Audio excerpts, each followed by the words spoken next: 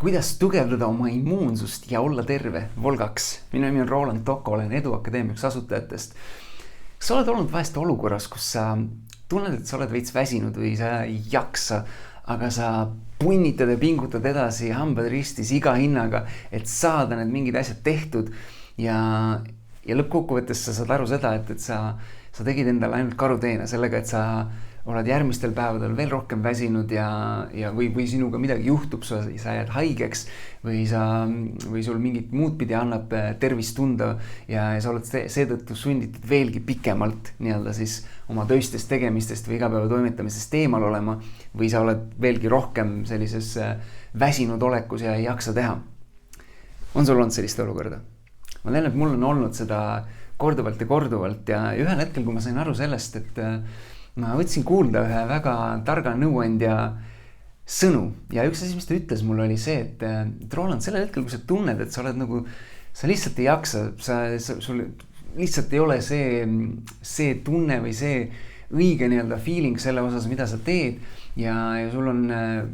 meeletu väsimus peal, siis võta see paus. Võta see paus, kas või lühike paus, see võib olla vahel võib piisata sellest, et sa võtad paned 10-15 minutiks silmad kinni ja teed sellise power napi inglise keeles öeldakse ja siis vahest piisab sellest, aga vahest on see, et sul on vaja võtta terve see õhtu või terve see päev edasine lihtsalt mitte midagi teha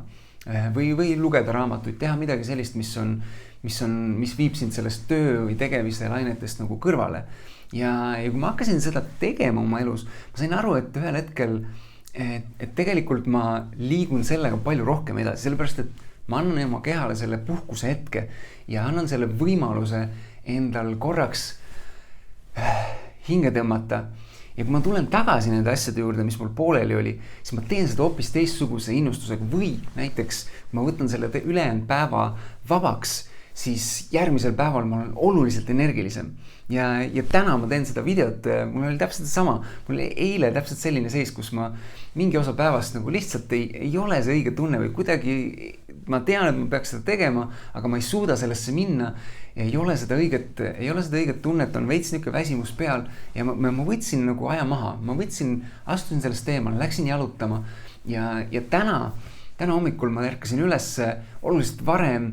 Ma tundsin kohe sellist algusest peale hommikul sellist energiat, täistahtmist ja ma olen oluliselt rohkem tänase päevaksul ära teinud ja seetõttu on mul ka kohe sulle jagada selline näide oma praegusest hetkest, nii et võta neid hetkes, sest muidu mis juhtub on see, et su keha ühel hetkel, kui sa liiga tugevalt seda pingule tõmbad, siis ta murdub või sa jääd haigeks või midagi juhtub ja selle asemel anna endale need hetked, kus sa võtad korra selle aja maha, kus sa võtad selle puhkuse, isegi sellel hetkel, kui sul tundub, et sa ei saa seda kuidagi endale lubada, aga pea seda meeles, et kui sa seda ei luba endale, siis sa teed endale karuteene ja sul võib oluliselt pikem periood olla see, kus sa oled väsinud, kus sa ei suuda asju teha. Nii et võta see hetk, kas või lühike, 10-15 minutit, et panna silm kinni või natuke pikem või terve päev või 2 päeva ja sa tule tagasi siis oma töiste tegemiste juurde hoopis teise energiaga. Kui keegi veel peaks seda kuulma, siis ole ja jaga seda videot ja näeme juba õige pea jälle. Tšau!